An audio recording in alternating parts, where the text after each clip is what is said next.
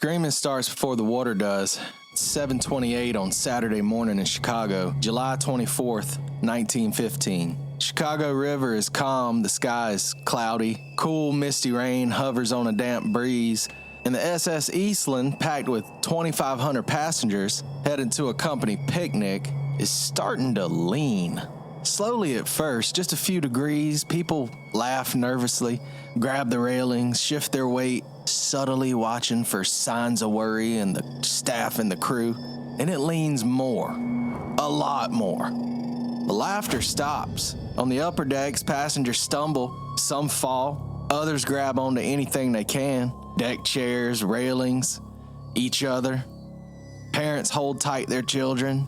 The ship, otherwise silent. A deep silence that seemed to amplify the sudden gasping of women and reassurances from their men and whimpers from their children before suddenly someone screams out, "She's going over!" And she is going over. The Eastland rolls, not violently, not dramatically, just inevitable, like a slow-motion nightmare no one can escape. 20 feet of water, that's all that's between the ship and the river bottom. 20 feet. Heck, they're still at the dock. They haven't even left yet.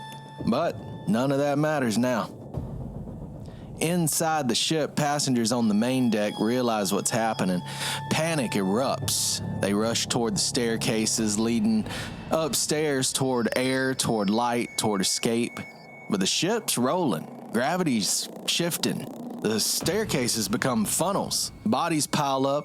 Feet slip on polished wood. People fall on top of each other. The ones at the bottom are crushed. The ones in the middle can't breathe. The ones at the top keep pushing, screaming, clawing their way up. The staircases meant to save them become by far the worst death trap on the ship. Back up on the top deck, passengers slide toward the river. Some grab railings and hold on, their knuckles white, their arms shaking. Others aren't fast enough. They tumble across the deck like rag dolls, slamming into benches, into each other, into the cold steel hull. Then the water comes. It rushes over the side wall, cold, filthy Chicago river water, and swallows everything in its path. People disappear beneath it. Some surface, gasping, thrashing. Others just don't. Back below deck in the interior cabins, the ship is becoming a coffin. Furniture slides, tables, chairs, trunks, pianos, all of it crashing across the tilting floor. The lights flicker and then go out, total darkness. Water pours in through portholes, through doorways, through cracks in the hull. It rises fast, ankle deep, knee deep, waist deep. People scramble upward toward the exits, but the exits are sideways now.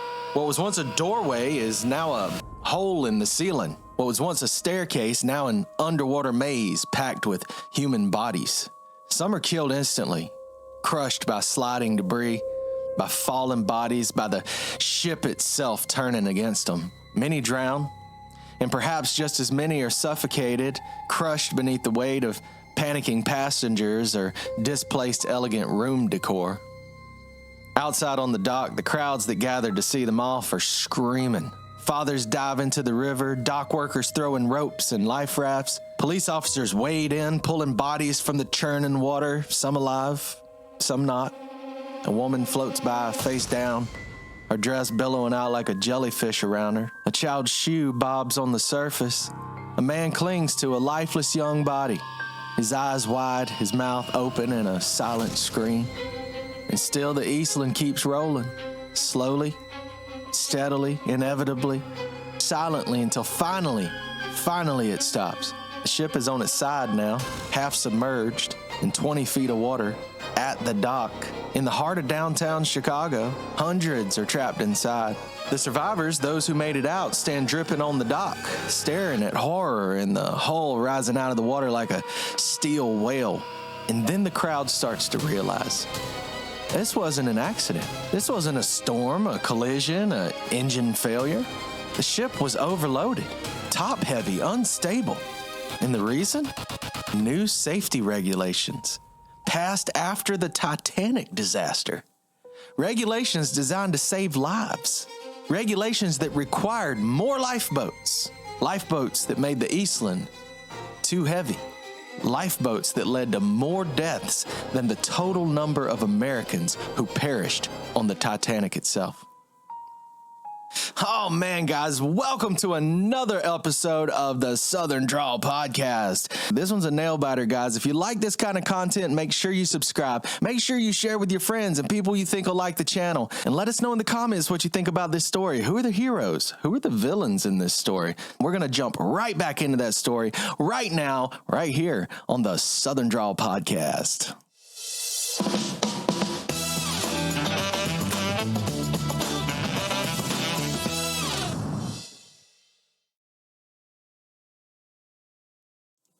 Saturday morning, July 24th, 1915, the docks of the Chicago River are buzzing with excitement. Light rain and misty fog chill the midsummer dawn, but few seem to notice. Thousands of Western Electric employees and their families descended upon the docks of the Chicago River for the company's highly anticipated 5th annual employee picnic. Destination? Michigan City, Indiana. Washington Park. Roller coasters, dancing pavilions, beaches, baseball fields, a day for family fun, a day for singles to mingle. The crowd is predominantly young folks, average age of 23. The girls wear wide-brimmed hats, long dresses, stockings, corsets, fancy boots, all dressed up on a warm summer day. The men, many also young and single, donning their Sunday best. They're set to board 5 chartered ships, the largest, the SS Eastland.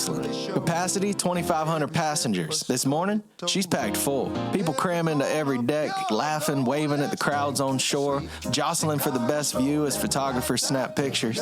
Tickets to board one of the ships for the event were $1 at the gate or 75 cents in advance. Seems inexpensive by today's standards. However, in 1915, the average full-time supervisor at the Hawthorne Works facility earned just $17 a week. Yet, despite the cost, over 7,000 tickets had been sold for this Titanic event, a much-anticipated day of joy and unity that would, with haunting irony, end in tragedy, forever tying their story to the legacy of the Titanic. And at 7:28 a.m., with 2,500 people on board, the Eastland began to lean. Helen Repa was supposed to be handing out ice packs and Band-Aids that day. She was a nurse at Western Electric's Hawthorne Works facility in Cicero, Illinois. That morning, she was one of 3 nurses assigned to work the first aid tent at the picnic. Nothing serious. Scraped knees, sunburns, maybe a twisted ankle. She boarded a trolley headed for the docks in her nurse's uniform with her medical bag in her hand. At 7:35 a.m., the trolley stopped. Just sat there. Blocks from their destination. Helen got off and questioned the driver. Before he could answer, a mounted police officer rode up. "A boat overturned," he said. "The area ahead's closed." She pushed past the officer and his horse. He called out after her, but she was already gone. She jumped on the back of a passing ambulance. Clinging to it, she rode it all the way to the river. She arrived at 7:40 a.m. 10 minutes since the Eastland capsized. And what Helen saw froze her in place. I shall never be able to forget what I saw. People were struggling in the water, clustered so thickly that they literally covered the surface of the river. A few were swimming, the rest were floundering about, some clinging to a life raft that had floated free, others clutching at anything they could reach, bits of wood, at each other, grabbing each other, pulling each other down, and screaming. The screaming was the most horrible of all. Helen stood at the edge of the dock, frozen in absolute disbelief. The river was thick with bodies, some face down, some thrashing, some already gone. 10 minutes of chaos and carnage had already claimed hundreds. 1,000 more a heartbeat away from eternity, flirting with the reaper. Fathers diving into the water, pulling out children, some theirs, some not. Dock workers throwing ropes, hauling bodies onto the pier. Alive, dead, it didn't matter, just get them out. And the ship, the massive steel hull of the Eastland, lay on its side like a beached whale 20 feet from the dock. People still trapped inside, pounding on the metal, slithering out the portholes, screaming to be saved. Helen took one breath, and she went to work. Helen didn't ask for permission. She didn't wait for someone to be in charge. She became in charge. Any survivor dragged from the water or pulled from the hull, Helen was there. checking pulses, bandaging wounds, stopping the bleed. A police surgeon named Thomas Carter arrived with needles of strychnine, a stimulant used to restart failing hearts. He started handing them out to anybody that looked like medical personnel. Helen grabbed a handful and went to work. If a victim showed signs of life, faint pulse, shallow breathing, she injected them, tried to bring them back. If they were gone, she'd yell, "He gone," and then she'd move on to the next one. There was no time for grief, no time to process, just the next body, the next heartbeat, the next chance of saving a life. By mid-morning, Helen realized the dockside chaos wasn't working. Survivors were everywhere, shivering, soaking wet, going into shock. The two nurses at the nearby hospital were completely overwhelmed. Helen left the dock and made her way to the hospital. What she found? Hundreds of survivors packed in a hallway, wet, cold, traumatized. Helen didn't hesitate. She got permission from the hospital administrator to move them, all of them, to the nearby boiler room. That's what they needed, heat. She sent runners to nearby restaurants for soup and coffee. Then she picked up the phone and called Marshall Field and Company, the big department store downtown, and ordered 500 blankets billed to Western Electric. They arrived within the hour. As soon as a survivor was stable enough to go home, Helen would step outside, flag down a passing car, and tell the driver where to take them. Not a single driver refused. By noon, at least 250 survivors had passed through that hospital, alive, because Helen Repa took charge. Helen made her way back to the docks. Chaos reigned. Bodies piled up, volunteers stumbled over each other. Well-meaning crowds got in the way, blocking Helen's attempts to resuscitate victims. She yelled to a police officer, "Is there a medical command center?" "No." "A temporary morgue?" No." Helen looked around, spotted a large building nearby, the Reed Murdoch Company grocery warehouse. "Use that!" Local officials thought it was genius and quickly agreed. Helen spent the rest of the day moving between the dock and the warehouse, treating survivors, carrying bodies, organizing volunteers, turning chaos into something resembling order. She was literally implementing disaster response protocols, triage, staging areas, morgues, transportation coordination, decades before any formal system or education on the subject existed. She didn't have training for this. She just knew what needed to be done. At 4 p.m., 8 hours after she jumped onto that ambulance, Helen Repa went home. More experienced doctors and nurses had finally arrived, and Helen was done. Physically, emotionally, spiritually. She flagged down a passing car. The driver took one look at her, white uniform, caked in blood, mud, and river water, and didn't ask any questions. He just kindly opened his door and let her in. When Helen got home, she peeled off her uniform, changed into fresh clothes, and collapsed into sleep's comforting embrace. The final count, 844 dead. Men, women, children, 228 teenagers, 58 infants and young kids, the majority under the age of 25, 175 women became widows, and 84 men widowers. Entire families wiped out. 22 families lost every single member. How many lives Helen directly saved that day? Nobody knows. Heck, like hundreds of others, she was barely even recognized for what she did. Most folks today don't even know about this disaster, much less about the quickly forgotten heroes. But without her refusal to wait for orders, her willingness to take charge, her ability to see what needed to be done and do it, she was a hero because when chaos erupted and no one knew what to do, she stepped forward and said, "I'll do it. I'll go. Send me." Now let's be clear about something. The Titanic disaster wasn't entirely to blame for what happened to the SS Eastland. The Eastland had problems leading up to that dark July day. Its hull had been modified multiple times, redesigned, tweaked, adjusted, all in the name of speed. They wanted her to live up to her nickname, the Speed Queen of the Great Lakes. But here's the thing.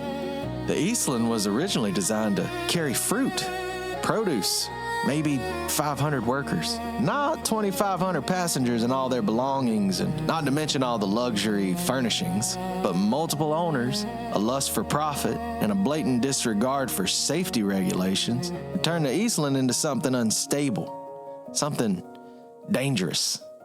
Her center of gravity was off. She listed, she leaned. Captain knew it.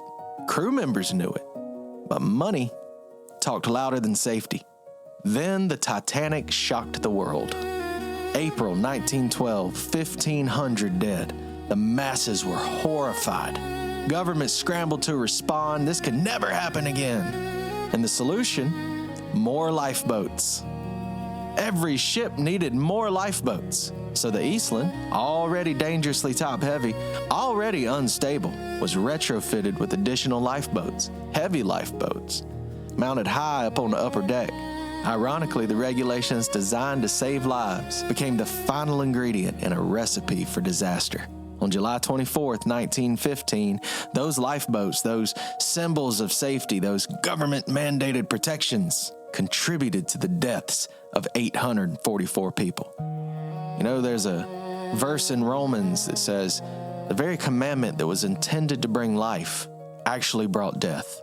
Paul was talking about the law, about how even good rules, even well-intentioned regulations can't save us if the foundation's rotten. The Eastland wasn't a bad idea that got better. It was a good ship originally. It devolved into a bad ship that got worse. And no amount of lifeboats, no amount of government regulations or safety protocols could fix what was broken underneath. We do this all the time, don't we? We see a problem, we panic. We demand change, we pass a law, we add a rule, we create a system. We think to ourselves, that'll fix it. That'll keep us safe. That'll keep us safe. But sometimes, oftentimes, our solutions just add weight to something that's already sinking. They do nothing to address the underlying problem. Big government, best laid plans, 5-year strategies, emergency protocols. It's for your safety. Trust the science. They all sound good. They all look good on paper. But when the ship starts to tilt, when chaos erupts and people are drowning and there's no time to check the manual, that's when you find out what really matters. You know, here's what I love about this story. When the Eastland capsized, the government didn't save those people. The regulations didn't save them. The lifeboats, ironically, didn't save them. A random deckhand saved them. A bystander walking to work, a factory worker across the street, a waiter from the nearby coffee shop, a 25-year-old nurse saved them. A woman who wasn't supposed to be there, who jumped off of a trolley and onto an ambulance and ran straight into hell because someone had to. Helen Repa didn't have a disaster response manual, didn't have FEMA training or an incident command system, didn't have authority or permission or a plan for that matter. She just saw what needed to be done and she did it. God has a way of doing that, doesn't he? When the system fails, when the plans collapse, when people in charge don't know what to do, he puts somebody there, often the most unlikely person, the one nobody saw coming. A shepherd boy with a sling, a dreamer sold into chains, a nurse with a bag full of bandages and a heart full of courage. The world wants you to believe that safety comes from systems, from regulations, from having the right protocols in place. And don't get me wrong, structure matters, wisdom matters, preparation matters. But at the end of the day, when everything goes sideways, when the ship is sinking and people are dying and plans have failed, it's not the system that saves you.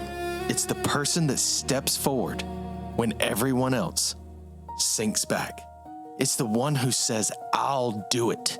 And more often than not, that person ain't there by accident.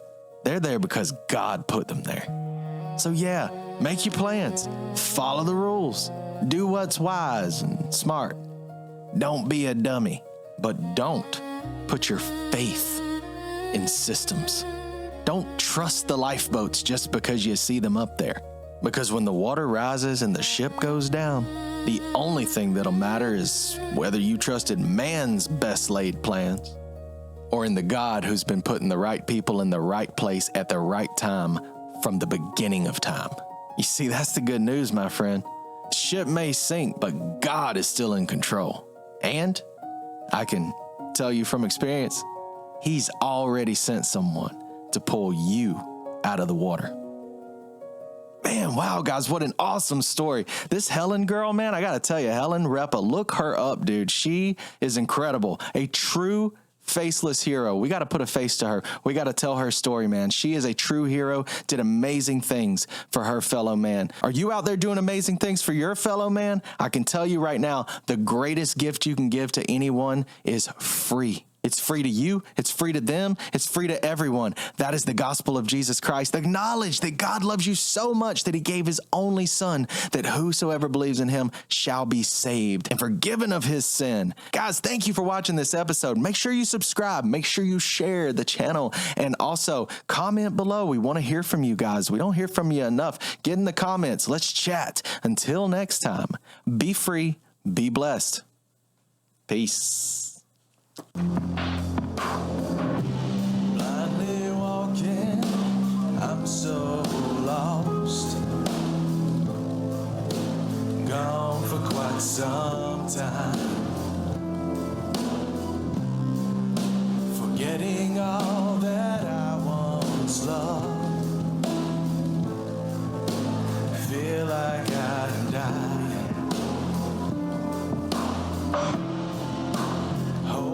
Gone away. Fingers cold and numb.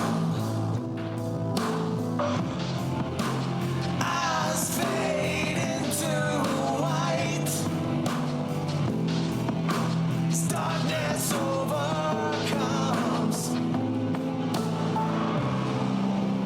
Bleeding from this pen, my soul